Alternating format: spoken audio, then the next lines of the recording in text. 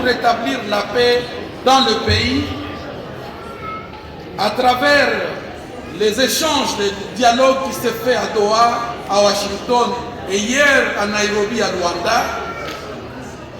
Mais nous revendiquons la participation des communautés.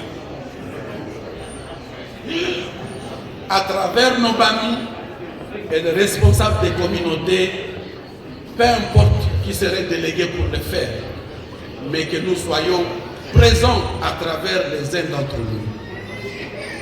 Le deuxième message est adressé à nos pays voisins. Au Rwanda de cesser de déstabiliser la région, cesser avec l'agression et de savoir que après les dirigeants actuels, ils viendront d'autres. Et hier, ce n'était pas les mêmes, mais le peuple reste le même. Nous voulons la paix entre nos peuples. À l'Ouganda, nous adressons ce message.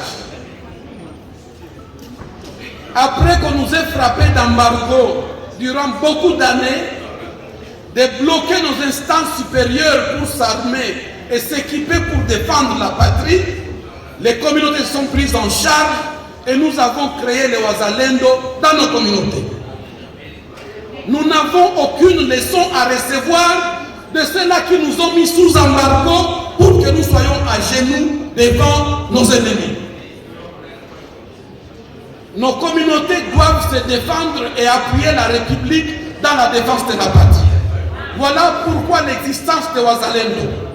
Et nous n'avons pas besoin de leçons là-dessus, sauf nous demandons au pouvoir central, au président Félix Antoine Tshisekedi, de donner tous les moyens nécessaires, logistiques, financiers, formation et encadrement nécessaires au Wazalendo pour défendre la patrie. La question de Wazalendo pour les communautés du Kivu n'est pas négociable. On va tout négocier sauf ça. On va tout négocier sauf l'indépendance de l'Est du pays ou du Kivu, le détachement de cette partie de la République. C'est ça notre message. Pour le reste, nous avons beaucoup de déplacés, et particulièrement ceux qui sont ici, qui ont abandonné leurs maisons, leurs avoirs, et tantôt leurs enfants ou leurs maris, ou alors leurs familles, étant donné qu'ils ont décidé de ne pas s'unir à l'ennemi. Cela ne doit pas être source de mort et de désolation parmi les déplacés. Ils ont besoin d'accompagnement du gouvernement et nous sollicitons solennellement, en tant qu'envoi du Kivu, cet appui aux déplacés. Pour le reste, nous encourageons le dialogue national inclusif. Mais cela n'insinue pas l'impunité.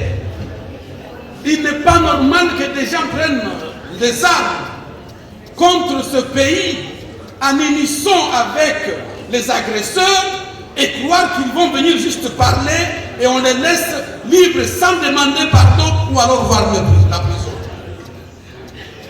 D'où nous prenons la paix, la réconciliation nationale, mais aussi la justice transitionnelle. Je vous remercie.